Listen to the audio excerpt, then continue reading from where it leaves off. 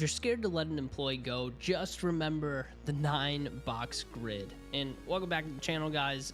I've made my share of bad hires in the past, and learning the 9-box grid has saved me countless of times in keeping the wrong teammate. So if you're looking to eliminate keeping the wrong teammate and how to move your kind of core players into A+ players, then this will be a great training for you. And really, hiring A player talent tends to be a delicate balance between finding a high performer and finding someone that has enough potential to be an effective leader. And so that's what the 9-box grid does. It helps us find that balance and helps us identify what these key players need to work on in order to become a star inside of your business. Here's how to use the 9-box grid, and hopefully, Tyler, you can put a little graphic somewhere around me in order to have a good idea of good visualization of what the 9-box grid actually is.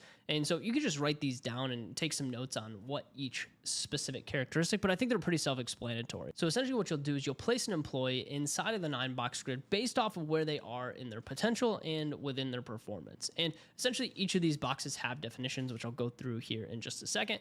And then what we do is we write performance improvement plans based off of where that specific employee is. And then what we do is repeat that at every 90 days. Let's go through each and every box inside of the 9-box grid. Okay. The first one is simply going to be bad hires. Okay. Pretty self-explanatory as far as like bad hires go. These are simply just people that need to be exited from the company. They don't have the potential. They don't have the skill set in order to rise into a position, right? So these are just bad hires. So we need to be able to remove them from the business immediately. If they don't get a poor performance improvement plan, it's really evident when someone is hired in and they're just not a good fit for the culture. They don't have a ton of potential and they aren't really having the performance, right? The skill set isn't there in order for them to perform at a high level. That leads us to up and out dilemmas. Now, up and out dilemmas, simply up and out means, hey, we have to rise or we have to get them out, okay?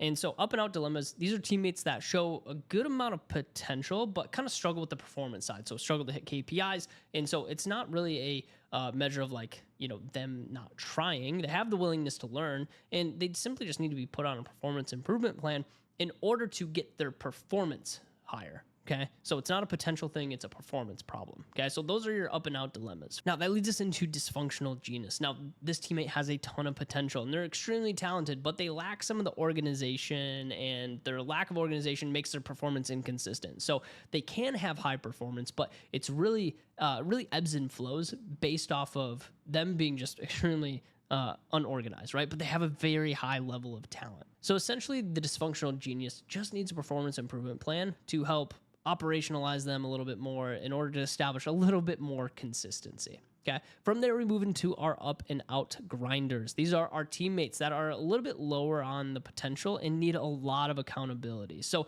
they're willing to get the work done and they might be, grinding on projects, but it's not very effective. It's not very efficient. And then when you get the work done, you're like, man, you spent a lot of time on this, but it's not very good. So really what they're in need of is new skills, development, right? And I love people that will put in the time and effort. But at the same time, they need to be put on a performance improvement plan, be held accountable to a certain KPI or a certain result. And if for some reason they can't hit that over time, then they need to be exited from the company. Okay. From there, we move into our core players. And these are solid teammates. This is what we consider like the day-to-day laborers that are accountable for delivering all of our regular KPIs. And they actually hit those KPIs on a regular cadence. Now, a lot of times these core players, they need coaching to move up inside of the organization, okay? But they don't necessarily need a performance improvement plan. Chances are they're doing the things that they're supposed to do. They do them at a high level and they're hitting the KPIs necessary. But in order for them to move into a higher potential or higher results for the company, they either need to be trained on a new skill set that they don't currently have, or potentially they need just a little bit of coaching on the leadership side so they can move into more of a director position or management position so they can start overseeing other teammates. So that moves us into high potentials, and high potentials have a ton of potential, right? There's a high level of potential, but their performance isn't necessarily anything that is exceeding expectations, okay? However, through some coaching, these guys can easily become stars. They can become the top performers inside of your organization, but they need to be coached quite a bit, okay? Now, they don't necessarily need a performance improvement plan, but although if they're not hitting KPIs, they should be put on a performance improvement plan. If they're close, maybe we just give them a little extra love, a little extra coaching, make sure that they get within KPI. After that, we move into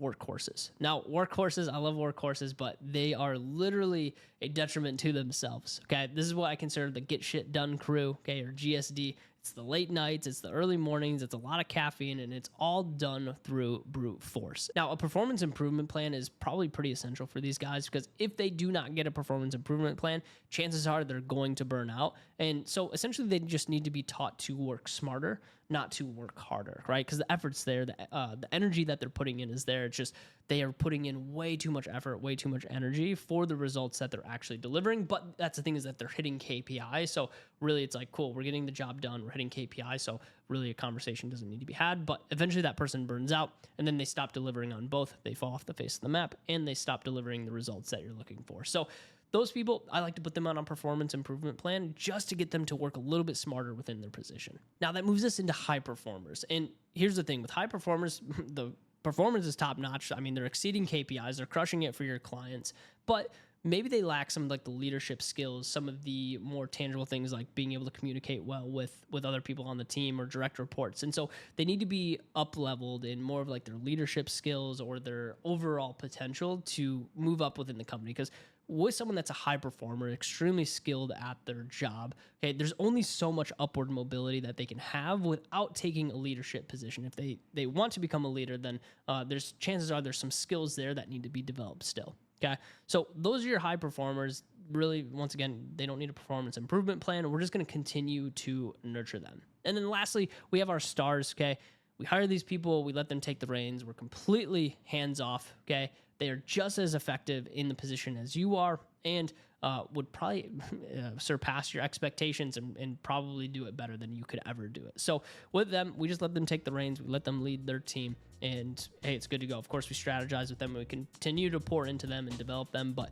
these are people that you know is like, hey, if I went on vacation for 2 weeks, 3 weeks, this team would be totally fine under their control. Those are all of the 9 boxes. Now, what I will say is that when it comes to development of your team, and depending on how large your team is, we often find Pareto's principle does play a factor into this, of the 20% of people that we develop inside of our organization are the ones that are going to deliver the 80% results. So for me, it's like, of course, like I'm going to put, as many people on a performance improvement plan as needed. But really I'm going to be pouring into probably some of the core players, the high potentials, the workhorses, high performers, the stars inside of my company, because those are the top 20%. In the bottom 80%, like these are people that either they're going to rise to the occasion or they're going to be exited from the business. Now, I know that's really tough to say sometimes, of like, hey, I'm only going to pour into 20% of my team.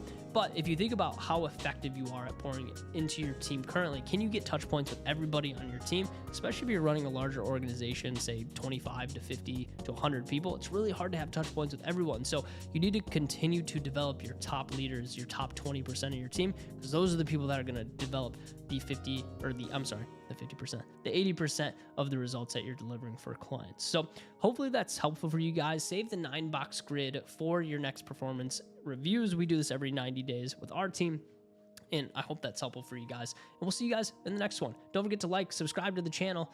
Peace.